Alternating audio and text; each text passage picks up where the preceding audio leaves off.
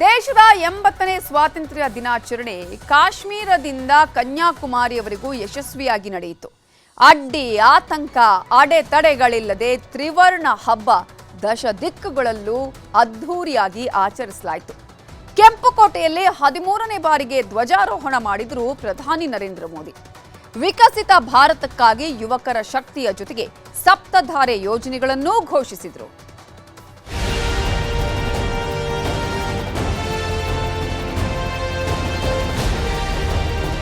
ದೆಹಲಿಯ ಕೆಂಪುಕೋಟೆಯಲ್ಲಿ ಇವತ್ತು ಸ್ವಾತಂತ್ರ್ಯ ದಿನದ ಸಂಭ್ರಮ. ಬೆಳಗ್ಗೆ ರಾಜ್ಘಾಟ್ಗೆ ತೆರಳಿ ಮಹಾತ್ಮ ಗಾಂಧೀಜಿಯವರ ಸ್ಮಾರಕಕ್ಕೆ ಪುಷ್ಪ ನಮನ ಸಲ್ಲಿಸಿದ್ರು ಪ್ರಧಾನಿ ಮೋದಿ. ಅಲ್ಲಿಂದ ಸೀದಾ ಕೆಂಪುಕೋಟೆಗೆ ಪ್ರಧಾನಿ ಮೋದಿ ಎಂಟ್ರಿ ಕೊಟ್ರು. ಪ್ರಧಾನಿ ಮೋದಿ ಧ್ವಜಾರೋಹಣದ ಬಳಿ ಬರ್ತಿದ್ದಂತೆ ಇತಿಹಾಸದಲ್ಲೇ ಮೊದಲ ಬಾರಿಗೆ ಕೆಂಪುಕೋಟೆಯಲ್ಲಿ ವಂದೇ ಮಾತರಂ ಮೊಳಗಿತು. ಆಮೇಲೆ ಪ್ರಧಾನಿ ಮೋದಿ ಕೆಂಪುಕೋಟೆಯಲ್ಲಿ 13ನೇ ಬಾರಿಗೆ ತ್ರಿವರ್ಣ ಧ್ವಜ ಹಾರಿಸಿದ್ರು. ಧ್ವಜಾರೋಹಣ ಆಗ್ತಿದ್ದಂತೆ ಜನಗಣಮನ ರಾಷ್ಟ್ರಗೀತೆ ಮೊಳಗಿತು. ವಾಯುಪಡೆ ವಿಮಾನಗಳಿಂದ ಪುಷ್ಪ ನಮನ ಸಲ್ಲಿಸಿದ್ರು.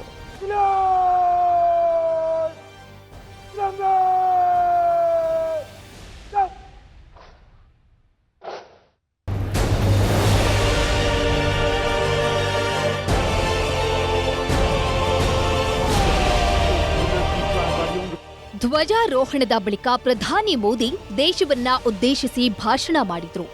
ಜಗತ್ತಿನಲ್ಲೇ ತೈಲ ಬಿಕ್ಕಟ್ಟು, ಗ್ಯಾಸ್, ರಸಗೊಬ್ಬರ ಸಮಸ್ಯೆಗಳಿದ್ರು ಭಾರತ ಯಶಸ್ವಿಯಾಗಿ ನಿಭಾಯಿಸಿದ್ದನ್ನ ಪ್ರಸ್ತಾಪಿಸಿದ್ರು. ಮಹಿಳಾ ಮೀಸಲಾತಿ ಮಸೂದೆಗೆ ಬೆಂಬಲ ಕೇಳಿದ್ರು. ದೇಶದ ಜನಗಣತಿಗೆ ಯುವಕರ ಸಹಕಾರ ಕೋರಿದ್ರು. ಒಲಿಂಪಿಕ್ಸ್, ಕಾಮನ್ವೆಲ್ತ್ನಲ್ಲಿ ಪದಕ ಗೆಲ್ಲಲು ಹೊಸ ಪ್ರತಿಭೆಗಳ ಅನ್ವೇಷಣೆ ತರಬೇತಿಯನ್ನು ಘೋಷಿಸಿದ್ರು. देश में जनगणना का काम हो रहा है, सेंसस का काम हो रहा है, गिनती चल रही है. सरकार की तरफ से प्रतिनिधि आते हैं, वो इतनी जल्दी में होते हैं, कभी स्पेलिंग एक लिख देते हैं, कभी अलग लिख देते हैं, और इसके कारण अल्टीमेट परिणाम हमें सही मिलने में दिक्कतें आती हैं. अब जब टेक्नोलॉजी अवेलेबल है और इस बार निर्णय किया है, आप स्वयं भी जनगणना में अपनी जानकारियां अपने मोबाइल फोन से भर करके दे सकते हैं. मैं देश के सभी राजनीतिक दलों से आज लाल किले की प्राचीर से तिरंगे झंडे की छाया में खड़े होकर के प्रार्थना करता, आग्रह करता, आइए उन महिलाओं के सामर्थ्य के पुजारी बनिए, उन महिलाओं के सम्मान में आगे आइए और जल्द से जल्द हमारी माताओं बहनों को 33% विधानसभा और लोकसभा में उनको प्रतिनिधित्व मिले. हम टैलेंट हंट का एक अभियान भी चलाना चाहते हैं. हमें अगर 2036 के लिए खिलाड़ी चाहिए तो आज जो 5 साल, 10 साल, 15 साल की उम्र के नौजवान हैं, बेटे हैं, उनके तरफ ध्यान देना होगा, उन बेटियों पर ध्यान देना होगा. और इसलिए 5 से 15 उम्र के बच्चों में खेल प्रतिभा ढूंढने के लिए गांव-गांव, शहर-शहर, स्कूल-स्कूल एक टैलेंट हंट का अभियान चलाया जाएगा. ವಿಕಸಿತ ಭಾರತಕ್ಕೆ ಯುವಶಕ್ತಿ ಎಷ್ಟು ಮುಖ್ಯ ಅನ್ನೋದನ್ನ ಪ್ರಧಾನಮಂತ್ರಿಗಳು ಪದೇ ಪದೇ ಪ್ರಸ್ತಾಪಿಸಿದ್ರು. ಹೀಗೆ ಕೆಂಪುಕೋಟೆಯಲ್ಲಿ ಬರೀ ಯುವ ಶಕ್ತಿಯನ್ನ ಮಾತ್ರ ಪ್ರಧಾನಿ ನರೇಂದ್ರ ಮೋದಿ ಹಾಡಿ ಹೊಗಳಿಲ್ಲ. ಬದಲಿಗೆ ದೇಶದ ಯುವಕರಿಗೆ ಹೊಸ ಘೋಷಣೆಗಳನ್ನೂ ಕೊಟ್ಟರು. ಜೊತೆಗೆ ಸಪ್ತಧಾರೆ ಸೂತ್ರವನ್ನು ಮೋದಿ ಕೆಂಪುಕೋಟೆಯಲ್ಲಿ ಜನರ ಮುಂದಿಟ್ರು.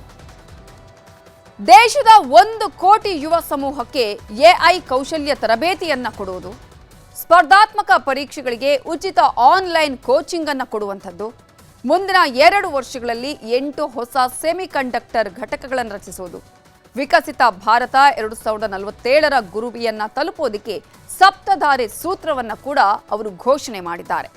ಹಾಗಾದ್ರೆ ಏನಿದು ಮೋದಿ ಘೋಷಿಸಿದ ಸಪ್ತಧಾರೆ ತೀರ್ಮಾನಗಳು ಅಂತ ನೋಡ್ತಾ ಹೋಗೋದಾದ್ರೆ, ಉತ್ಪಾದನಾ ಶಕ್ತಿಯನ್ನ ಹೆಚ್ಚಿಸುವಂತಹ ಪ್ರಯತ್ನ, ಅದರಲ್ಲಿ ಹೆಚ್ಚಳ ಆಗಬೇಕು ಅನ್ನುವ ತೀರ್ಮಾನ. ಕೃಷಿ ಮತ್ತು ಆಹಾರ ಸಂಸ್ಕರಣೆ ಹೆಚ್ಚಳ ಆಗಬೇಕು. ತಂತ್ರಜ್ಞಾನ ಮತ್ತು ನಾವೀನ್ಯತೆಗೆ ಮನ್ನಣೆಯನ್ನ ಕೊಡಬೇಕು. ಗತಿಶಕ್ತಿಗೆ ವೇಗ ಕೊಡಬೇಕು. ಅಂದರೆ ಮೂಲಸೌಕರ್ಯ ಯೋಜನೆ, ಡಿಜಿಟಲ್ ಪ್ಲಾಟ್ಫಾರ್ಮ್, ಸಾಗಾಟ ವೆಚ್ಚ ಇಳಿಕೆ, ಸಾರಿಗೆ ಜಾಲ ವಿಸ್ತರಣೆ, ಸ್ಪರ್ಧಾತ್ಮಕ ಉತ್ಪಾದನೆ ಆಗಬೇಕು ಅನ್ನೋದು. ಅದೇ ರೀತಿಯಾಗಿ ರಕ್ಷಣಾ ಶಕ್ತಿಗೆ ಸಂಬಂಧಪಟ್ಟ ಹಾಗೆ ಮಿಲಿಟರಿ ಉತ್ಪಾದನೆ, ರಫ್ತು ಹೆಚ್ಚಿಸಿ ಆಮದು ಕಡಿಮೆ ಮಾಡುವ ಯೋಜನೆಯನ್ನು ಕೂಡ ಘೋಷಣೆ ಮಾಡಿದ್ರು. ಇನ್ನು ಹಸಿರು ಮತ್ತು ನೀಲಿ ಆರ್ಥಿಕತೆ ಅಂದರೆ ಇಂಗಾಲದಿಂದ ಹೊರಸೂಸುವಿಕೆಯನ್ನು ಕಡಿಮೆ ಮಾಡೋದಕ್ಕೆ ಮತ್ತು ನೈಸರ್ಗಿಕ ಆವಾಸ ಸ್ಥಾನಗಳನ್ನು ರಕ್ಷಿಸೋದಕ್ಕೆ ಭೂ ಆಧಾರಿತ ಮತ್ತು ಸಾಗರ ಆಧಾರಿತ ಕಾರ್ಯತಂತ್ರಗಳನ್ನು ಒಂದುಗೂಡಿಸುವ ಯೋಜನೆಯನ್ನೂ ಘೋಷಣೆ ಮಾಡಿದ್ರು. ಅದೇ ರೀತಿಯಾಗಿ ಮೃದು ಶಕ್ತಿ ಯೋಜನೆ, ರಾಷ್ಟ್ರೀಯ ಅಭಿವೃದ್ಧಿ ಮತ್ತು ವಿದೇಶಾಂಗ ನೀತಿಯ ಕಾರ್ಯತಂತ್ರ ರೂಪಿಸುವ ಯೋಜನೆಯನ್ನು ಕೂಡ ಇವತ್ತು ಘೋಷಣೆ ಮಾಡಿದ್ದಾರೆ.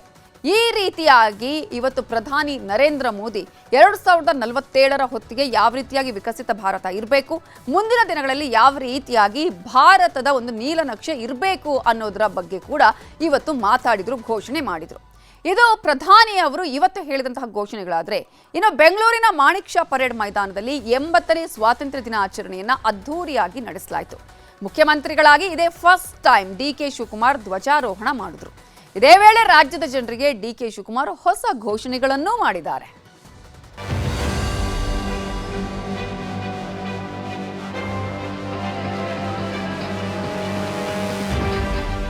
ಮುಖ್ಯಮಂತ್ರಿಗಳಾಗಿ ಇದೇ ಮೊದಲ ಬಾರಿ ಡಿ.ಕೆ. ಶಿವಕುಮಾರ್ ಸ್ವಾತಂತ್ರ್ಯ ದಿನಾಚರಣೆಯಲ್ಲಿ ಧ್ವಜಾರೋಹಣ ಮಾಡಿದ್ರು. ಆಮೇಲೆ ಪೊಲೀಸ್ ಗೌರವ ವಂದನೆ ಸ್ವೀಕರಿಸಿದ್ರು.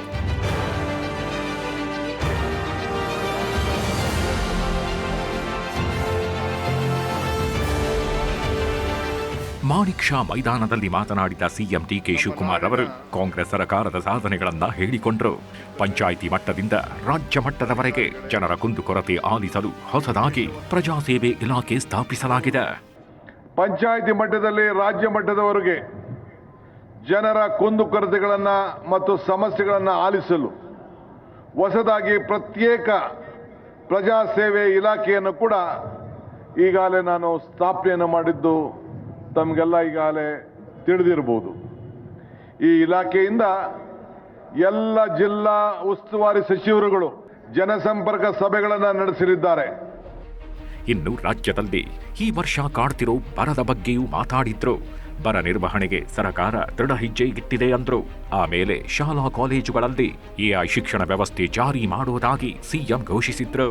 ಬರ ಎದುರಿಸುತ್ತಿರುವ ಸರ್ಕಾರ ದೃಢ ಹೆಜ್ಜೆಯನ್ನ ಇಟ್ಟಿದ್ದೇವೆ.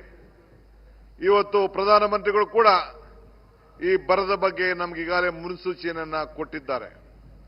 ಇಡೀ ರಾಜ್ಯದ ತೀವ್ರ ಬರ ಎದುರಿಸುತ್ತಿರುವ ನಮ್ಮ ಸರ್ಕಾರ ಎಲ್ಲ ಪರಿಸ್ಥಿತಿಯನ್ನು ಕೂಡ ನಾವು ಗಂಭೀರವಾಗಿ ಅರಿತಿದ್ದೇವೆ. 6ನೇ ತಾರೀಕಿನಿಂದ ಪ್ರತಿಯೊಂದು ಎಐ ಶಿಕ್ಷಣ ಅಧಿಕಾರಿಗೋಸ್ಕರ ಎಐ ಶಿಕ್ಷಣವನ್ನು ಪರೀಕ್ಷಿಸುತ್ತಲೂ ಈಗಾಗಲೇ ಕಾರ್ಯಕ್ರಮವನ್ನು ರೂಪಿಸಿದ್ದೇವೆ. ಇದಕ್ಕಾಗಿ ಎಐ ಅಕ್ಷರ ಅಭಿಯಾನ ಮತ್ತು ಕೋಡಿಂಗ್ ಗುರುಕುಲ ಎಂಬ ಮಹತ್ವವಾದಂತಹ ಕಾರ್ಯಕ್ರಮವನ್ನು ಇಂದು ನಾನು ಘೋಷಿಸುತ್ತಿದ್ದೇನೆ. ಎಐ ವಿಶ್ವವಿದ್ಯಾಲಯವನ್ನು ಬೆಂಗಳೂರಿನಲ್ಲಿ ಸ್ಥಾಪಿಸಲು ಈಗಾಗಲೇ ಘೋಷಣೆಯನ್ನು ಕೂಡ ನಾನು ಮಾಡಿದ್ದೇನೆ. ಇನ್ನು ಮುಖ್ಯಮಂತ್ರಿ ಡಿ.ಕೆ. ಶಿವಕುಮಾರ್ ಕರ್ನಾಟಕದ ಸೆನ್ಸಿಗಳಿಗಾಗಿ ಭಾರತ್ ಜೋಡೋ ಯುವ ಸಂಘಟನೆಗಳನ್ನ ಸ್ಥಾಪನೆ ಮಾಡುವುದಾಗಿ ಇವತ್ತು ಘೋಷಣೆ ಮಾಡಿದ್ದಾರೆ. 10,000 ಭಾರತ್ ಜೋಡೋ ಯುವ ಸಂಘಗಳನ್ನ ಸ್ಥಾಪನೆ ಮಾಡಲು ಈಗಾಗಲೇ ಕಾರ್ಯಕ್ರಮವನ್ನು ನಾವು ರೂಪಿಸಿದ್ದೇವೆ. ಪ್ರತಿ ಸಂಘಕ್ಕೆ 10 ಲಕ್ಷದಂತೆ ವಾರ್ಷಿಕವಾಗಿ 1,000 ಕೋಟಿ ರೂಪಾಯಿಯನ್ನ ಅನುದಾನವನ್ನು ಈಗಾಗಲೇ ಒದಗಿಸಲಾಗಿದೆ. Mysuru English band master Dharmendra ಅವರ ಇನ್ಮುಂದೆ ಯಾವುದೇ ಖಾಸಗಿ ವಿಮಾ ಕಂಪನಿಗಳು ಬ್ಯಾಂಕ್ಗಳ ಹತ್ರ ನೀವು ಕಾರು, ಬೈಕು, ಇತರೆ ವಾಹನಗಳಿಗೆ ವಿಮೆ ಮಾಡಿಸಬೇಕಾಗಿಲ್ಲ. ಕರ್ನಾಟಕದಲ್ಲಿರುವ ಎಲ್ಲ ವಾಹನಗಳಿಗೂ ಶೀಘ್ರದಲ್ಲೇ ಒಂದೇ ಇನ್ಶೂರೆನ್ಸ್ ತರುವ ಯೋಜನೆಯನ್ನು ಕೂಡ ಸಿಎಂ ಘೋಷಣೆ ಮಾಡಿದ್ದಾರೆ. ಇವತ್ತು ನಾವು ಕರ್ನಾಟಕ ರಾಜ್ಯದ ಒಂದು ಹೊಸ ಕಾರ್ಯಕ್ರಮವನ್ನ ನಮ್ಮ ಜನರಿಗೆ ವಾಹನವನ್ನು ಯಾರ್ಯಾರು ಇಟ್ಕೊಂಡಿದ್ದೀರಿ ಅವ್ರಿಗೊಂದು ವಿಮೆಯನ್ನ ಕರ್ನಾಟಕ ರಾಜ್ಯದಲ್ಲಿ ಸರ್ಕಾರ ಸಂಬಂಧಿಸಿದಂತೆ ಒಂದು ಹೊಸ ವಿಮೆ ಸೇವೆಯನ್ನು ನೀಡಲು ಕರ್ನಾಟಕ ರಾಜ್ಯದ ಮೋಟಾರ್ ವಾಹನಗಳ ವಿಮೆ ಸಂಸ್ಥೆಯನ್ನ ಸ್ಥಾಪನೆ ಮಾಡಲು ಈಗಾಗಲೇ ಪ್ರಾರಂಭವನ್ನು ಮಾಡಿದ್ದೇವೆ. ಹಾಗಾದ್ರೆ ಏನಿದು ಇನ್ಶೂರೆನ್ಸ್ನ ಹೊಸ ಯೋಜನೆ ಅಂತ ನೋಡ್ತಾ ಹೋಗೋದಾದ್ರೆ, ಕರ್ನಾಟಕದ ಎಲ್ಲಾ ವಾಹನಗಳಿಗೂ ಒಂದೇ ವಿಮಾ ಕಂಪನಿಯಲ್ಲಿ ಇನ್ಶೂರೆನ್ಸ್ ಮಾಡಿಸಿಕೊಳ್ಳೋದು. ಅದಕ್ಕಾಗಿ ಕರ್ನಾಟಕ ಸರ್ಕಾರದಿಂದಲೇ ವಿಮಾ ಕಂಪನಿ ಸ್ಥಾಪನೆ ಆಗ್ತಾ ಇದೆ. ಕರ್ನಾಟಕ ರಾಜ್ಯ ಮೋಟಾರು ವಾಹನ ವಿಮಾ ನಿಗಮದ ಹೆಸರಲ್ಲಿ ಈ ವಿಮಾ ಸಂಸ್ಥೆ ಕೆಲಸ ನಿರ್ವಹಿಸಲಿದೆ. ಈಗ ಕಾರು, ಬೈಕು ಸೇರಿ ಎಲ್ಲಾ ತರದ ವಾಹನಗಳಿಗೆ ರಾಷ್ಟ್ರೀಯ, ಅಂತಾರಾಷ್ಟ್ರೀಯ, ಖಾಸಗಿ ಬ್ಯಾಂಕ್ಗಳು ವಿಮಾ ಕಂಪನಿಗಳ ಹತ್ರ ವಿಮೆ ಮಾಡಿಸುವ ಹಾಗಿರಲ್ಲ. ಅವರಿಗಿಂತಲೂ ಕಡಿಮೆ ದರದಲ್ಲಿ ವಾಹನ ವಿಮೆ ಸೇವೆ ಸಿಗತ್ತೆ. ವಾಹನಗಳ ವಿಮೆ ಕಟ್ಟೋದಕ್ಕೆ ಖಾಸಗಿ ಕಂಪನಿಗಳ ಹತ್ರ ಆನ್ಲೈನ್ ಹತ್ತಲ್ಲಿ ಹೋಗಬೇಕಾಗಿಲ್ಲ. ಕಡಿಮೆ ವೆಚ್ಚದಲ್ಲೇ ರಾಜ್ಯ ಸರ್ಕಾರದ ನಿಗಮದಲ್ಲಿ ವಿಮೆ ಕಟ್ಟೋದಕ್ಕೆ ಸರ್ಕಾರ ಅವಕಾಶ ಮಾಡಿಕೊಡಲಿದೆ. ವಾಹನಗಳ ವಿಮೆಯ ಪ್ರೀಮಿಯಂ ಹೊರೆ ಕಡಿಮೆಯಾಗುತ್ತೆ. ವಿಳಂಬ ಮಾಡದೆ ಕ್ಲೈಮ್, ಅಪಘಾತ ಪರಿಹಾರ ಹಣ ವಿತರಣೆನೂ ಕೂಡ ಆಗತ್ತೆ ಅನ್ನೋದು ಸಿಎಂ ಡಿಕೆ ಶಿವಕುಮಾರ್ ಕೊಟ್ಟಿರೋ ಹೇಳಿಕೆ. ಅಷ್ಟೇ ಅಲ್ಲ, ಈ ಹೊಸ ವಿಮೆ ಯೋಜನೆ ಜಾರಿಗೆ ಕರ್ನಾಟಕದ ಜನರಿಗೂ ಅನುಕೂಲ. ನಮ್ಮ ತೆರಿಗೆ ದುಡ್ಡು ನಮ್ಮ ರಾಜ್ಯ ಸರ್ಕಾರದ ಬೊಕ್ಕಸದಲ್ಲೇ ಉಳಿಯುತ್ತೆ ಅನ್ನುವ ಲೆಕ್ಕಾಚಾರವೂ ಕೂಡ ಇದೆ. ಸೊ ಇದನ್ನ ಸರ್ಕಾರ ಯಾವ ರೀತಿಯಾಗಿ ಅನುಷ್ಠಾನಕ್ಕೆ ತರುತ್ತೆ, ಇದರ ಮೂಲಕ ಜನರಿಗೆ ಯಾವ ರೀತಿಯ ಪ್ರಯೋಜನ ಆಗತ್ತೆ ಅನ್ನೋದು ಮುಂದಿನ ದಿನಗಳಲ್ಲಿ ನೋಡಬೇಕು. RSSಗೆ ಕಡಿವಾಣ ಹಾಕೋಕೆ ರಾಜ್ಯ ಕಾಂಗ್ರೆಸ್ ಸರ್ಕಾರ ಮಹತ್ವದ ಮಸೂದೆಯನ್ನ ರೆಡಿ ಮಾಡಿದೆ. ಇನ್ನು ಮುಂದೆ ಸರ್ಕಾರಿ ಶಾಲಾ ಕಾಲೇಜುಗಳಲ್ಲಾಗ್ಲಿ, ಸರ್ಕಾರಿ ಕಚೇರಿಗಳಲ್ಲಾಗ್ಲಿ, ಸ್ಥಳಗಳಲ್ಲಾಗ್ಲಿ, ಸರ್ಕಾರಿ ಮೈದಾನಗಳೂ ಸೇರಿದಂತೆ ಎಲ್ಲೇ ಸಭೆ ಸಮಾರಂಭ ಮಾಡಿದ್ರೂ ಬ್ರೇಕ್ ಹಾಕೋದು ಈ ಮಸೂದೆಯ ಉದ್ದೇಶ. ಆದರೆ RSS ನೋಂದಣಿನೂ ಮಾಡ್ಕೊಳ್ಳಲ್ಲ ಅಂತ BL ಸಂತೋಷ್ ಅವರು ಸವಾಲು ಹಾಕಿದ್ರೆ ನಾವು ಕೈಕಟ್ಟಿ ಕೂರಲ್ಲ ಅಂತ ಗೃಹ ಸಚಿವ ಪ್ರಿಯಾಂಕ್ ಖರ್ಗೆ ತಿರುಗೇಟು ಕೊಟ್ಟಿದ್ದಾರೆ. ಇವತ್ತು ಸರ್ಕಾರದ ರಿಜಿಸ್ಟರ್ ಮಾಡಿಕೊಂಡಿರ್ತಕ್ಕಂಥ ಸಂಸ್ಥೆಗಳ ಆರ್ಥಿಕ ಅವ್ಯವಹಾರದಲ್ಲಿ ಮುಳುಗಿ ಜೈಲನ್ನ ಸೇರ್ತಾ ಇರುವಂತಹ ಜಾಗಗಳಲ್ಲಿ ಕಳೆದ 100 ವರ್ಷಗಳಲ್ಲಿ ರಿಜಿಸ್ಟ್ರೇ ಮಾಡಿಕೊಳ್ಳದೆ ತನ್ನನ್ನ ಕೋಟ್ಯಾಂತರ ಜನರ ವಿಶ್ವಾಸವನ್ನ ಸಂಪಾದಿಸಿ ದೇಶ ಸೇವೆಯ ಮಾಡ್ತಾ ಇರ್ತಕ್ಕಂಥ ರಾಷ್ಟ್ರೀಯ ಸ್ವಯಂ ಸೇವಕ ಸಂಘ ವಿಭಜನೆಯ ಸಂದರ್ಭದಲ್ಲೂ ಹಿಂದೂಗಳಿಗೆ ಬಂದಿತ್ತು. ಪ್ರಿಯಾಂಕ್ ಖರ್ಗೆ ಅವರ ನಮ್ಮ ಕಲಬುರಗಿನಲ್ಲಿ RSS ಯಾರಾದರೂ ಒಬ್ಬ ಪ್ರಚಾರಕಂದು ಸ್ಟ್ಯಾಚ್ಯೂ ಅದ ಏನಿಲ್ಲ, ಯಾರ್ದಿರೋದು ಸ್ಟ್ಯಾಚ್ಯೂ ಇಲ್ಲಿ ಚೌಕ್ ಬಲ್ಲಿ ಸರ್ದಾರ್ ವಲ್ಲಭಾಯ್ ಪಟೇಲ್ SVP ಚೌಕ್. ಯಾವನೊಬ್ಬ ಚಡ್ಡಿ ಹಾಕೊಂಡು ನಿಂತಿಲ್ಲ ಅಲ್ಲಿ RSSದು. ನಿಮ್ ರಿಜಿಸ್ಟ್ರೇಷನ್ ಜಗತ್ತಿಗೊಂದು ಮಾಪದಂಡ ಅಲ್ಲ. ನೀವು ರಿಜಿಸ್ಟ್ರೇಷನ್ ಮಾಡಿಕೊಂಡು ಅವ್ರು ಅವ್ಯವಹಾರ ಮಾಡ್ತಾ ಇದಾರೆ. ಆದ್ರೆ ರಾಷ್ಟ್ರೀಯ ಸ್ವಯಂ ಸೇವಕ ಸಂಘ ಇಲ್ಲಿರ್ತಕ್ಕಂಥ ಸಾವಿರಾರು ಜನರ ರೀತಿಯಲ್ಲಿ ಕೋಟ್ಯಾಂತರ ಜನರ ನಂಬಿಕೆಯ ಜೊತೆಗೆ ಇವತ್ತು ಕೆಲಸ ಮಾಡ್ತಾ ಇದ್ದಾರೆ. ಸಾರ್ವಜನಿಕ ಜಾಗಗಳಲ್ಲಿ ಯಾರು ಏನು ಮಾಡಬೇಕು ಅಂತ ನಿಯಂತ್ರಣ ಮಾಡೋ ಜವಾಬ್ದಾರಿ ಯಾರ್ದು? APMC ಅವ್ರದ? ಮಹಿಳಾ ಮತ್ತು ಮಕ್ಕಳ ಕಲ್ಯಾಣ ಇಲಾಖೆದ? ಯಾರ್ದು? ಹಿಂದೂಗಳಿಗೆ ಧೈರ್ಯಕ್ಕೆ ಅಂತ ನಿಂತ್ಕೊಂಡಿತ್ತು ಅಂತಾರೆ. ಆ ಪೊಲೀಸರು ಸಹಾಯಕ್ಕೆ ಬರಲಿಲ್ಲ, ರಾಜಕೀಯದವರು ಸಹಾಯಕ್ಕೆ ಬರಲಿಲ್ಲ. ಸಣ್ಣ ಸಣ್ಣ ಹುಡುಗರು RSS ಕಾರ್ಯಕರ್ತರು, ಸಣ್ಣ ಕಾರ್ಯಕರ್ತ ತಾವು ಎಲ್ಲೆಲ್ಲಿದೀವೋ ಅಲ್ಲೆಲ್ಲ ಹಿಂದೂಗಳನ್ನ ರಕ್ಷಣೆ ಮಾಡಿದ್ರು. ಹಿಂದೂಗಳನ್ನ ಅತ್ಯಂತ ಜೋಪಾನವಾಗಿ ಎಲ್ಲಿ ಬದುಕ್ಬೋದ ಆ ಜಾಗದಕ್ಕೆ ಕರ್ಕೊಂಡ್ ಬಂದ್ರು ಅಂತಲೇ ಅಂದ. ಅವಾಗ್ಲೂ ಸಂಘ ರಿಜಿಸ್ಟರ್ ಆಗಿರ್ಲಿಲ್ಲ, ಇವಾಗ್ಲೂ ಸಂಘ ರಿಜಿಸ್ಟರ್ ಆಗೋದಿಲ್ಲ. BAN ಬ್ಯಾನ್ ಅಥವಾ ನಿಷೇಧ ಅಂತ ಎಲ್ಲಾನ ಇದೆಯಾ ಅಲ್ಲಿ? ಯಾಕೆ ಇವರು ಕುಂಬಳಕಾಯಿ ಕಳ್ಳ ಅಂದರೆ ಹೆಗಲು ಮುಟ್ಕೊಂಡು ನೋಡ್ತಾ ಇದ್ದಾರೆ? ಸುಪ್ರೀಂ ಕೋರ್ಟ್ನಲ್ಲಿ ಕೆಲವು ಆದೇಶ ಇದೆ, ಹೈಕೋರ್ಟ್ ಅವರು ಕೆಲವು ಆದೇಶ ನೀಡಿದ್ದಾರೆ, ಅದನ್ನು ಪಾಲನೆ ಮಾಡ್ತಾ ಇದ್ದೀನಿ ಅಷ್ಟೇ. ಫೋಬಿಯಾ ಅಂದರೆ ಹೆದರಿಕೆ. ನನಗೆ ಹೆದರಿಕೆ ಇದೆ ಅನಿಸುತ್ತಾ? ಈ ವಿಚಾರಕ್ಕೆ ಸಂಬಂಧಪಟ್ಟ ಹಾಗೆ ಕೂಡ ಅಧಿವೇಶನದಲ್ಲಿ ನಾವು ಬಿಲ್ ಆಗದ ಹಾಗೆ ನೋಡ್ಕೊಳ್ತೀವಿ ಅಂತ ಹೇಳಿ ಬಿಜೆಪಿ ಹೇಳ್ತಾ ಇದೆ. ನೋಡೋಣ ಏನೇನು ಆಗತ್ತೆ ಈ ವಿಚಾರಕ್ಕೆ ಸಂಬಂಧಪಟ್ಟ ಹಾಗೆ ಅಂತ ಹೇಳಿ. ಇನ್ನು ತಮಿಳುನಾಡಿಗೆ CWMA ಆದೇಶದಂತೆ ನೀರು ಸರಾಗವಾಗಿ ಹರಿದು ಹೋಗ್ತಾ ಇದೆಯಂತೆ. ರಾತ್ರೋರಾತ್ರಿ ಸರ್ಕಾರ ತಮಿಳುನಾಡಿಗೆ ನೀರು ಹರಿಸ್ತಿದೆಯಂತೆ. ಅದಕ್ಕೆ ಸಿಟ್ಟಿಗೆದ್ದ ರೈತರು ಮಂಡ್ಯದಲ್ಲಿ ಹೋರಾಟವನ್ನ ತೀವ್ರಗೊಳಿಸಿದ್ದಾರೆ. ಸರ್ಕಾರ ಕದ್ದು ಮುಚ್ಚಿ ತಮಿಳುನಾಡಿಗೆ ನೀರು ಬಿಟ್ಟಿದೆ ಅಂತ ಆರೋಪಿಸಿ ಮಂಡ್ಯದಲ್ಲಿ ರೈತರು ತೀವ್ರ ಆಕ್ರೋಶವನ್ನು ವ್ಯಕ್ತಪಡಿಸಿದ್ದಾರೆ. ಶ್ರೀರಂಗಪಟ್ಟಣದಲ್ಲಿ ಕಾವೇರಿ ನದಿಗೆ ಇಳಿದು ರೈತರು ಪ್ರತಿಭಟನೆ ಮಾಡಿದ್ದಾರೆ. ಮತ್ತೊಂದು ಕಡೆ ಮಂಡ್ಯ ರಕ್ಷಣಾ ವೇದಿಕೆಯಿಂದ ರಾಜ್ಯ ಸರ್ಕಾರಕ್ಕೆ ಎಳ್ಳು ನೀರು ಬಿಟ್ಟು ಪ್ರತಿಭಟನೆ ಮಾಡಲಾಗಿದೆ. ಆದರೆ ಕಬಿನಿ ಭರ್ತಿಯಾಗಿರೋದ್ರಿಂದ ಹೆಚ್ಚುವರಿ ನೀರನ್ನ ಬಿಡ್ತಾ ಇದ್ದೀವಿ, KRSನಿಂದ ನೀರು ಬಿಟ್ಟಿಲ್ಲ ಅನ್ನೋದು ಜಲಸಂಪನ್ಮೂಲ ಸಚಿವರಾಗಿರುವ ಚೆಲುವರಾಯಸ್ವಾಮಿ ಅವರ ಹೇಳಿಕೆ. ಕಟ್ಟೆಗಳಿಗೆ ನೀರು ಹೋಗ್ತಾ ಇದೆ, ಅದನ್ನು ಯಾರೋ ತಪ್ಪು ಕಲ್ಪನೆ ಆಗಿರ್ಬೋದಾಯಿತು. ನಮ್ಮ KRS ಪಕ್ಕದಲ್ಲಿರ್ತಕ್ಕಂಥ ಅಣೆಕಟ್ಟೆಗಳಿದಾವಲ್ಲ, ಅದಕ್ಕೆ ಒಂದಷ್ಟು ಹೋಗ್ತಾ ಇದೆ, ಕಾಲುವೆಗೆ ಹೋಗ್ತಾ ಇದೆ. ಕಾಲುವೆಗೆ ನಾವು ಅಧಿಕೃತವಾಗಿ ಘೋಷಣೆ ಮಾಡ್ಕೊಂಡಿಲ್ಲ. ಆಮೇಲೆ ನಾವು ಬಿಟ್ಟಿರ್ತಕ್ಕಂಥ ನೀರನ್ನು ನಿಮಗೆ ಗೊತ್ತಿದೆ, ಇನ್ಫ್ಲೋಯಿಂಗು ಔಟ್ಫ್ಲೋಯಿಂಗ್ ಯಾವುದನ್ನು ಹಲವಾರು ಕಾರಣಕ್ಕೆ, ಲೀಗಲ್ ಕಾರಣಕ್ಕೆ ನಾವು ಸ್ಪೆಸಿಫಿಕ್ ಆಗಿ ನಾವು ಇಂಥದಕ್ಕೆ ಬಿಟ್ಟಿದ್ದೀವಿ, ಇಷ್ಟೇ ಬಿಟ್ಟಿದ್ದೀವಿ ಅಂತ ನಾವೇನು ಹೇಳಕ್ಕೆ ಹೋಗಿಲ್ಲ. ಇನ್ನು ಪೂರ್ವ ಇಂಡೋನೇಷ್ಯಾದಲ್ಲಿ ಭೀಕರ ಭೂಕಂಪ ಸಂಭವಿಸಿದೆ. ಕಟ್ಟಡಗಳು ನೆಲಸಮವಾಗಿವೆ. 38 ಜನ ಸಾವನ್ನಪ್ಪಿದ್ದಾರೆ, 11 ಜನ ನಾಪತ್ತೆಯಾಗಿದ್ದಾರೆ. ಯಾವ ಕ್ಷಣದಲ್ಲಾದರೂ ಸುನಾಮಿ ಅಪ್ಪಳಿಸುವ ಸಾಧ್ಯತೆ ಇರೋದ್ರಿಂದ ಸಾವಿರಾರು ಜನ ಊರು ಬಿಡ್ತಿದ್ದಾರೆ. ಇಂಡೋನೇಷ್ಯಾದ ಫ್ಲೋಸ್ ಪ್ರದೇಶದಲ್ಲಿ ಬೆಳಗ್ಗೆ 5:58ಕ್ಕೆ ಭೂಕಂಪ ಸಂಭವಿಸಿದೆ. ರಿಕ್ಟರ್ ಮಾಪಕದಲ್ಲಿ 7.7 ತೀವ್ರತೆಯ ಪ್ರಬಲ ಭೂಕಂಪ ದಾಖಲಾಗಿದೆ. 150ಕ್ಕೂ ಹೆಚ್ಚು ಕಟ್ಟಡಗಳು ನೆಲಕಚ್ಚಿವೆ. ಕಟ್ಟಡದಲ್ಲಿದ್ದ ಸಾಕಷ್ಟು ಜನ ಹೊರಗೋಡಿ ಬಂದು ಜೀವ ಉಳಿಸಿಕೊಂಡ್ರು. ಇನ್ನೂ ಕೆಲವರು ಕಟ್ಟಡದೊಳಗೆ ಸಿಲುಕಿ ಜೀವ ಬಿಟ್ಟಿದ್ದಾರೆ. ಇಂಡೋನೇಷ್ಯಾ ಸರ್ಕಾರದ ಪ್ರಕಾರ ಇಲ್ಲಿವರೆಗೆ 38 ಜನ ಸಾವನ್ನಪ್ಪಿದ್ದಾರೆ. 11 ಜನ ಕಣ್ಮರೆಯಾಗಿದ್ದಾರೆ. 2,000ಕ್ಕೂ ಹೆಚ್ಚು ಜನರಿಗೆ ಗಾಯಗಳಾಗಿದೆ. ಈಗಾಗಲೇ ಆಸ್ಪತ್ರೆಗಳಲ್ಲಿದ್ದ ರೋಗಿಗಳನ್ನು ಕೂಡ ಬೇರೆ ಬೇರೆ ಕಡೆಗೆ ಸ್ಥಳಾಂತರಿಸುವ ಕೆಲಸವನ್ನ ಮಾಡಲಾಗಿದೆ. ಎಲ್ಲಕ್ಕಿಂತ ಹೆಚ್ಚಾಗಿ ದ್ವೀಪ ರಾಷ್ಟ್ರ ಇಂಡೋನೇಷ್ಯಾಗೆ ಭೂಕಂಪದಿಂದ ಸುನಾಮಿ ಅಪ್ಪಳಿಸುವ ಆತಂಕವೂ ಕೂಡ ಇದೀಗ ಎದುರಾಗಿದೆ. ಇನ್ನು ಇಂಡೋನೇಷ್ಯಾದ ರಾಷ್ಟ್ರೀಯ ವಿಪತ್ತು ನಿರ್ವಹಣಾ ಸಂಸ್ಥೆ ಸುನಾಮಿ ಅಪ್ಪಳಿಸುವಂತಹ ಎಚ್ಚರಿಕೆಯನ್ನು ಕೂಡ ಕೊಟ್ಟಿದೆ. ಪೂರ್ವ ನುಸಾ ತೆಂಗಾರ ಭಾಗದಲ್ಲಿ ಸುನಾಮಿಯ ಭಯವೇ ಇದೀಗ ಶುರುವಾಗಿದೆ. ಹೀಗಾಗಿ ಸಾವಿರಾರು ಜನ ಗಂಟು ಮೂಟೆ ಕಟ್ಕೊಂಡು ಊರುಗಳನ್ನ ಬಿಡ್ತಾ ಇದ್ದಾರೆ. ಬೈಕು, ಸೈಕಲ್ಗಳು, ಕಾರುಗಳಲ್ಲಿ ತಮ್ಮ ತಮ್ಮ ಊರನ್ನ ಬಿಟ್ಟು ಹೋಗ್ತಿದ್ದಾರೆ. ಕೆಲವರಂತೂ ಕಾಲ್ನಡಿಗೆಯಲ್ಲೇ ಸುನಾಮಿ ಅಪ್ಪಳಿಸುವ ಏರಿಯಾಗಳನ್ನ ಬಿಟ್ಟು ಸುರಕ್ಷಿತ ಸ್ಥಳಗಳಿಗೆ ಹೋಗೋಣ ಅಂತ ಹೇಳಿ ಆ ಜಾಗವನ್ನ ಬಿಟ್ಟು ಹೋಗ್ತಿದ್ದಾರೆ. ಇಂಡೋನೇಷ್ಯಾದಲ್ಲಿ 17,000ಕ್ಕೂ ಹೆಚ್ಚು ದ್ವೀಪಗಳ ವಿಶಾಲ ದ್ವೀಪ ಸಮೂಹದ ದೇಶ. ಆಗಾಗ ಇಲ್ಲಿ ಭೂಕಂಪಗಳು ಆಗ್ತಾನೆ ಇರುತ್ತೆ. 2004ರಲ್ಲಿ ಸಂಭವಿಸಿದಂತಹ ಭೂಕಂಪ ಮತ್ತು ಸುನಾಮಿಯಲ್ಲಿ ಸಾವಿರಾರು ಜನ ಸಾವನ್ನಪ್ಪಿದ್ರು. ಇದುವೇ ಆತಂಕ ಇದೀಗ ಈ ಭಾಗದ ಜನರನ್ನ ಕಾಡ್ತಾ ಇದೆ. ಊರುಗಳನ್ನ ಬಿಡುವ ಹಾಗೆ ಮಾಡ್ತಾ ಇದೆ. ಇನ್ಮುಂದೆ ಯಾವುದೇ ಖಾಸಗಿ ವಿಮಾ ಕಂಪನಿಗಳು ಬ್ಯಾಂಕ್ಗಳ ಹತ್ರ ನೀವು ಕಾರು, ಬೈಕು, ಇತರೆ ವಾಹನಗಳಿಗೆ ವಿಮೆ ಮಾಡಿಸಬೇಕಾಗಿಲ್ಲ. ಕರ್ನಾಟಕದಲ್ಲಿರುವ ಎಲ್ಲ ವಾಹನಗಳಿಗೂ ಶೀಘ್ರದಲ್ಲೇ ಒಂದೇ ಇನ್ಶೂರೆನ್ಸ್ ತರುವ ಯೋಜನೆಯನ್ನು ಕೂಡ ಸಿಎಂ ಘೋಷಣೆ ಮಾಡಿದ್ದಾರೆ. ಇವತ್ತು ನಾವು ಕರ್ನಾಟಕ ರಾಜ್ಯದ ಒಂದು ಹೊಸ ಕಾರ್ಯಕ್ರಮವನ್ನ ನಮ್ಮ ಜನರಿಗೆ ವಾಹನವನ್ನು ಯಾರ್ಯಾರು ಇಟ್ಕೊಂಡಿದ್ದೀರಿ ಅವ್ರಿಗೊಂದು ವಿಮೆಯನ್ನ ಕರ್ನಾಟಕ ರಾಜ್ಯದಲ್ಲಿ ಸರ್ಕಾರ ಸಂಬಂಧಿಸಿದಂತೆ ಒಂದು ಹೊಸ ವಿಮೆ ಸೇವೆಯನ್ನು ನೀಡಲು ಕರ್ನಾಟಕ ರಾಜ್ಯದ ಮೋಟಾರ್ ವಾಹನಗಳ ವಿಮೆ ಸಂಸ್ಥೆಯನ್ನ ಸ್ಥಾಪನೆ ಮಾಡಲು ಈಗಾಗಲೇ ಪ್ರಾರಂಭವನ್ನು ಮಾಡಿದ್ದೇವೆ. ಹಾಗಾದ್ರೆ ಏನಿದು ಇನ್ಶೂರೆನ್ಸ್ನ ಹೊಸ ಯೋಜನೆ ಅಂತ ನೋಡ್ತಾ ಹೋಗೋದಾದ್ರೆ, ಕರ್ನಾಟಕದ ಎಲ್ಲಾ ವಾಹನಗಳಿಗೂ ಒಂದೇ ವಿಮಾ ಕಂಪನಿಯಲ್ಲಿ ಇನ್ಶೂರೆನ್ಸ್ ಮಾಡಿಸಿಕೊಳ್ಳೋದು.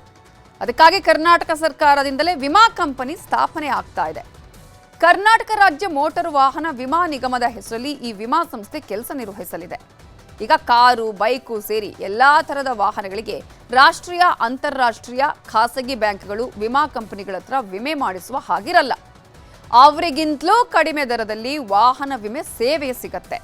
ವಾಹನಗಳ ವಿಮೆ ಕಟ್ಟೋದಕ್ಕೆ ಖಾಸಗಿ ಕಂಪನಿಗಳ ಹತ್ರ ಆನ್ಲೈನ್ ಹತ್ತಲ್ಲಿ ಹೋಗಬೇಕಾಗಿಲ್ಲ. ಕಡಿಮೆ ವೆಚ್ಚದಲ್ಲೇ ರಾಜ್ಯ ಸರ್ಕಾರದ ನಿಗಮದಲ್ಲಿ ವಿಮೆ ಕಟ್ಟೋದಕ್ಕೆ ಸರ್ಕಾರ ಅವಕಾಶ ಮಾಡಿಕೊಡಲಿದೆ. ವಾಹನಗಳ ವಿಮೆಯ ಪ್ರೀಮಿಯಂ ಹೊರೆ ಕಡಿಮೆಯಾಗುತ್ತೆ. ವಿಳಂಬ ಮಾಡದೆ ಕ್ಲೈಮ್, ಅಪಘಾತ ಪರಿಹಾರ ಹಣ ವಿತರಣೆನೂ ಕೂಡ ಆಗತ್ತೆ ಅನ್ನೋದು ಸಿಎಂ ಡಿಕೆ ಶಿವಕುಮಾರ್ ಕೊಟ್ಟಿರೋ ಹೇಳಿಕೆ. ಅಷ್ಟೇ ಅಲ್ಲ, ಈ ಹೊಸ ವಿಮೆ ಯೋಜನೆ ಜಾರಿಗೆ ಕರ್ನಾಟಕದ ಜನರಿಗೂ ಅನುಕೂಲ. ನಮ್ಮ ತೆರಿಗೆ ದುಡ್ಡು ನಮ್ಮ ರಾಜ್ಯ ಸರ್ಕಾರದ ಬೊಕ್ಕಸದಲ್ಲೇ ಉಳಿಯುತ್ತೆ ಅನ್ನುವ ಲೆಕ್ಕಾಚಾರವೂ ಕೂಡ ಇದೆ. ಸೊ ಇದನ್ನ ಸರ್ಕಾರ ಯಾವ ರೀತಿಯಾಗಿ ಅನುಷ್ಠಾನಕ್ಕೆ ತರುತ್ತೆ, ಇದರ ಮೂಲಕ ಜನರಿಗೆ ಯಾವ ರೀತಿಯ ಪ್ರಯೋಜನ ಆಗತ್ತೆ ಅನ್ನೋದು ಮುಂದಿನ ದಿನಗಳಲ್ಲಿ ನೋಡಬೇಕು. ಆರ್ಎಸ್ಎಸ್ಗೆ ಕಡಿವಾಣ ಹಾಕೋಕೆ ರಾಜ್ಯ ಕಾಂಗ್ರೆಸ್ ಸರ್ಕಾರ ಮಹತ್ವದ ಮಸೂದೆಯನ್ನ ರೆಡಿ ಮಾಡಿದೆ.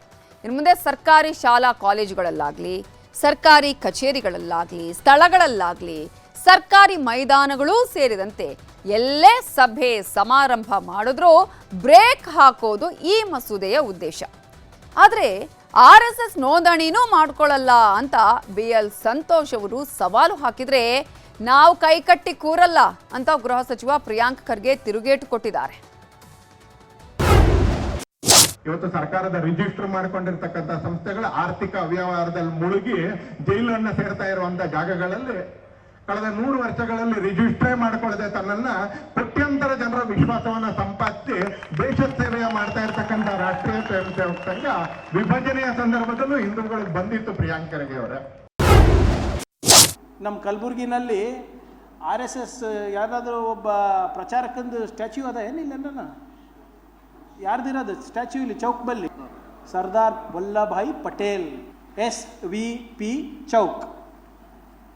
ಯಾವನೊಬ್ಬ ಚಡ್ಡಿ ಹಾಕೊಂಡು ನಿಂತಿಲ್ಲ ಅಲ್ಲಿ RSSದು.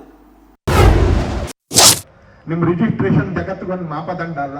ನೀವು ರಿಜಿಸ್ಟ್ರೇಷನ್ ಮಾಡ್ಕೊಂಡು ಅವ್ರು ಅವ್ಯವಹಾರ ಮಾಡ್ತಾ ಇದಾರೆ. ಆದ್ರೆ ರಾಷ್ಟ್ರೀಯ ಸ್ವಯಂ ಸೇವಕ ಸಂಘ ಇಲ್ಲಿರ್ತಕ್ಕಂಥ ಸಾವಿರಾರು ಜನರ ರೀತಿಯಲ್ಲಿ ಕೋಟ್ಯಾಂತರ ಜನರ ನಂಬಿಕೆಯ ಜೊತೆಗೆ ಇವತ್ತು ಕೆಲಸ ಮಾಡ್ತಾ ಇದ್ದಾರೆ. ಸಾರ್ವಜನಿಕ ಜಾಗಗಳಲ್ಲಿ ಯಾರು ಏನು ಮಾಡಬೇಕು ಅಂತ ನಿಯಂತ್ರಣ ಮಾಡೋದು ಜವಾಬ್ದಾರಿ ಯಾರ್ದು? APMC ಅವ್ರದ? ಮಹಿಳಾ ಮತ್ತು ಮಕ್ಕಳ ಕಲ್ಯಾಣ ಇಲಾಖೆದ? ಯಾರ್ದು? ಹಿಂದೂಗಳಿಗೆ ಧೈರ್ಯಕ್ಕೆ ಅಂತ ನಿಂತ್ಕೊಂಡಿತ್ತು ಅಂತಾರೆ. ಆ ಪೊಲೀಸರು ಸಹಾಯಕ್ಕೆ ಬರಲಿಲ್ಲ, ರಾಜಕೀಯದವರು ಸಹಾಯಕ್ಕೆ ಬರಲಿಲ್ಲ. ಸಣ್ಣ ಸಣ್ಣ ಹುಡುಗರು RSS ಕಾರ್ಯಕರ್ತರು, ಸಣ್ಣ ಕಾರ್ಯಕರ್ತ ತಾವು ಎಲ್ಲೆಲ್ಲಿದೀವೋ ಅಲ್ಲೆಲ್ಲ ಹಿಂದೂಗಳನ್ನ ರಕ್ಷಣೆ ಮಾಡಿದ್ರು. ಹಿಂದೂಗಳನ್ನ ಅತ್ಯಂತ ಜೋಪಾನವಾಗಿ ಎಲ್ಲಿ ಬದುಕ್ಬೋದ ಆ ಜಾಗದಕ್ಕೆ ಕರ್ಕೊಂಡ್ ಬಂದ್ರು ಅಂತಲೇ ಅಂದ. ಅವಾಗ್ಲೂ ಸಂಘ ರಿಜಿಸ್ಟರ್ ಆಗಿರ್ಲಿಲ್ಲ, ಇವಾಗ್ಲೂ ಸಂಘ ರಿಜಿಸ್ಟರ್ ಆಗೋದಿಲ್ಲ. BAN ಬ್ಯಾನ್ ಅಥವಾ ನಿಷೇಧ ಅಂತ ಎಲ್ಲಾನ ಇದೆಯಾ ಅಲ್ಲಿ? ಯಾಕೆ ಇವರು ಕುಂಬಳಕಾಯಿ ಕಳ್ಳ ಅಂದರೆ ಹೆಗಲು ಮುಟ್ಕೊಂಡು ನೋಡ್ತಾ ಇದ್ದಾರೆ? ಸುಪ್ರೀಂ ಕೋರ್ಟ್ನಲ್ಲಿ ಕೆಲವು ಆದೇಶ ಇದೆ, ಹೈಕೋರ್ಟ್ ಅವರು ಕೆಲವು ಆದೇಶ ನೀಡಿದ್ದಾರೆ, ಅದನ್ನು ಪಾಲನೆ ಮಾಡ್ತಾ ಇದ್ದೀನಿ ಅಷ್ಟೇ. ಫೋಬಿಯಾ ಅಂದರೆ ಹೆದರಿಕೆ. ನನಗೆ ಹೆದರಿಕೆ ಇದೆ ಅನಿಸುತ್ತಾ? ಈ ವಿಚಾರಕ್ಕೆ ಸಂಬಂಧಪಟ್ಟ ಹಾಗೆ ಕೂಡ ಅಧಿವೇಶನದಲ್ಲಿ ನಾವು ಬಿಲ್ ಆಗದ ಹಾಗೆ ನೋಡ್ಕೊಳ್ತೀವಿ ಅಂತ ಹೇಳಿ ಬಿಜೆಪಿ ಹೇಳ್ತಾ ಇದೆ. ನೋಡೋಣ ಏನೇನು ಆಗತ್ತೆ ಈ ವಿಚಾರಕ್ಕೆ ಸಂಬಂಧಪಟ್ಟ ಹಾಗೆ ಅಂತ ಹೇಳಿ. ಇನ್ನು ತಮಿಳುನಾಡಿಗೆ CWMA ಆದೇಶದಂತೆ ನೀರು ಸರಾಗವಾಗಿ ಹರಿದು ಹೋಗ್ತಾ ಇದೆಯಂತೆ. ರಾತ್ರೋರಾತ್ರಿ ಸರ್ಕಾರ ತಮಿಳುನಾಡಿಗೆ ನೀರು ಹರಿಸ್ತಿದೆಯಂತೆ. ಅದಕ್ಕೆ ಸಿಟ್ಟಿಗೆದ್ದ ರೈತರು ಮಂಡ್ಯದಲ್ಲಿ ಹೋರಾಟವನ್ನ ತೀವ್ರಗೊಳಿಸಿದ್ದಾರೆ. ಸರ್ಕಾರ ಕದ್ದು ಮುಚ್ಚಿ ತಮಿಳುನಾಡಿಗೆ ನೀರು ಬಿಟ್ಟಿದೆ ಅಂತ ಆರೋಪಿಸಿ ಮಂಡ್ಯದಲ್ಲಿ ರೈತರು ತೀವ್ರ ಆಕ್ರೋಶವನ್ನು ವ್ಯಕ್ತಪಡಿಸಿದ್ದಾರೆ. ಶ್ರೀರಂಗಪಟ್ಟಣದಲ್ಲಿ ಕಾವೇರಿ ನದಿಗೆ ಇಳಿದು ರೈತರು ಪ್ರತಿಭಟನೆ ಮಾಡಿದ್ದಾರೆ. ಮತ್ತೊಂದು ಕಡೆ ಮಂಡ್ಯ ರಕ್ಷಣಾ ವೇದಿಕೆಯಿಂದ ರಾಜ್ಯ ಸರ್ಕಾರಕ್ಕೆ ಎಳ್ಳು ನೀರು ಬಿಟ್ಟು ಪ್ರತಿಭಟನೆ ಮಾಡಲಾಗಿದೆ. ಆದರೆ ಕಬಿನಿ ಭರ್ತಿಯಾಗಿರೋದ್ರಿಂದ ಹೆಚ್ಚುವರಿ ನೀರನ್ನ ಬಿಡ್ತಾ ಇದ್ದೀವಿ, KRSನಿಂದ ನೀರು ಬಿಟ್ಟಿಲ್ಲ ಅನ್ನೋದು ಜಲಸಂಪನ್ಮೂಲ ಸಚಿವರಾಗಿರುವ ಚೆಲುವರಾಯಸ್ವಾಮಿ ಅವರ ಹೇಳಿಕೆ. ಕಟ್ಟೆಗಳಿಗೆ ನೀರು ಹೋಗ್ತಾ ಇದೆ, ಅದನ್ನು ಯಾರೋ ತಪ್ಪು ಕಲ್ಪನೆ ಆಗಿರ್ಬೋದಾಯಿತು. ನಮ್ಮ KRS ಪಕ್ಕದಲ್ಲಿರ್ತಕ್ಕಂಥ ಅಣೆಕಟ್ಟೆಗಳಿದಾವಲ್ಲ, ಅದಕ್ಕೆ ಒಂದಷ್ಟು ಹೋಗ್ತಾ ಇದೆ, ಕಾಲುವೆಗೆ ಹೋಗ್ತಾ ಇದೆ. ಕಾಲುವೆಗೆ ನಾವು ಅಧಿಕೃತವಾಗಿ ಘೋಷಣೆ ಮಾಡ್ಕೊಂಡಿಲ್ಲ. ಆಮೇಲೆ ನಾವು ಬಿಟ್ಟಿರ್ತಕ್ಕಂಥ ನೀರನ್ನು ನಿಮಗೆ ಗೊತ್ತಿದೆ, ಇನ್ಫ್ಲೋಯಿಂಗು ಔಟ್ಫ್ಲೋಯಿಂಗ್ ಯಾವುದನ್ನು ಹಲವಾರು ಕಾರಣಕ್ಕೆ, ಲೀಗಲ್ ಕಾರಣಕ್ಕೆ ನಾವು ಸ್ಪೆಸಿಫಿಕ್ಕಾಗಿ ನಾವು ಇಂಥದಕ್ಕೆ ಬಿಟ್ಟಿದ್ದೀವಿ, ಇಷ್ಟೇ ಬಿಟ್ಟಿದ್ದೀವಿ ಅಂತ ನಾವೇನು ಹೇಳಕ್ಕೆ ಹೋಗಿಲ್ಲ.